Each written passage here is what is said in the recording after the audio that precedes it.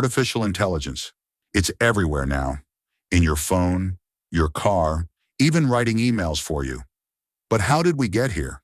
Today, we're taking you through 75 years of AI evolution, from simple calculators to machines that can think, create, and maybe even dream. This is the complete story of how AI went from science fiction to science fact. Let's dive in. Our story begins in 1950, when a British mathematician named Alan Turing asked a simple question: can machines think? He created the Turing test. If a machine could fool a human into thinking it was human, it passed. This was revolutionary.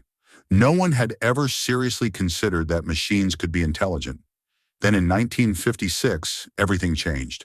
At Dartmouth College, a group of scientists gathered for a workshop. They had a bold claim: every aspect of learning can be so precisely described that a machine can simulate it. They called it artificial intelligence for the first time. AI was officially born. But these early AI programs were simple. They could play checkers and solve basic math problems. Nothing close to what we have today. By the 1970s, the hype had faded. AI researchers had promised too much too soon. Computers were slow, expensive, and couldn't handle complex tasks. Funding dried up. Scientists called this the AI winter, a dark age where progress froze. The problem? Computing power. The human brain has 86 billion neurons. Computers in the 70s could barely handle a few thousand calculations per second. We had the idea, but not the technology. In the 1980s, AI made a comeback with expert systems. Programs that could mimic human experts. Companies invested billions. One system called XCon saved Digital Equipment Corporation $40 million per year by configuring computer orders. Japan launched the fifth-generation computer project, a massive $850 million bet on AI. The world thought Japan would dominate computing forever, but by 1987, it all collapsed again. Expert systems were too rigid, too expensive to maintain. The second AI winter had arrived. Then came 1997. IBM's Deep Blue defeated world chess champion Garry Kasparov. For the first time, a machine beat the best human at something humans were supposed to be unbeatable at. The world watched in shock, but Deep Blue wasn't really intelligent. It just calculated millions of moves per second. Real intelligence needed something different: the ability to learn from data. That's where machine learning came in. By the 2000s, Google was using machine learning to improve search results. Netflix used it to recommend movies, Amazon to suggest products. AI was quietly taking over, and most people didn't even notice. Then 2011 happened.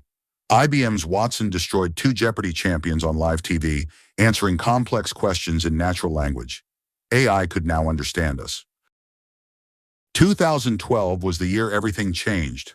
A deep learning system called AlexNet won an image recognition competition by a massive margin. Suddenly, computers could see almost as well as humans.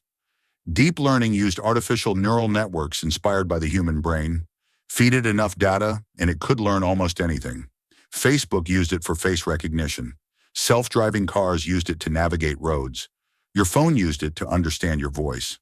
By 2016, Google's AlphaGo beat the world champion at Go, a game so complex it has more possible moves than atoms in the universe. Experts thought this was decades away. Then AI became personal. Alexa, Siri, Google Assistant.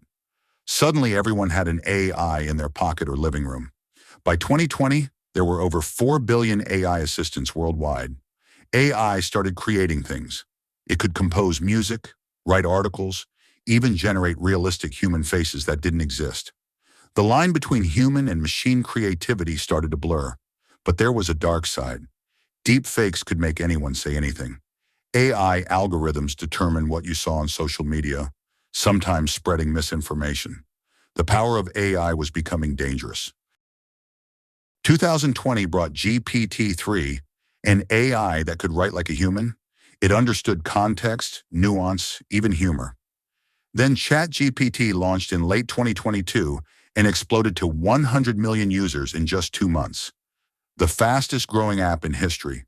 Suddenly, AI could code, write essays, analyze data, create images from text descriptions.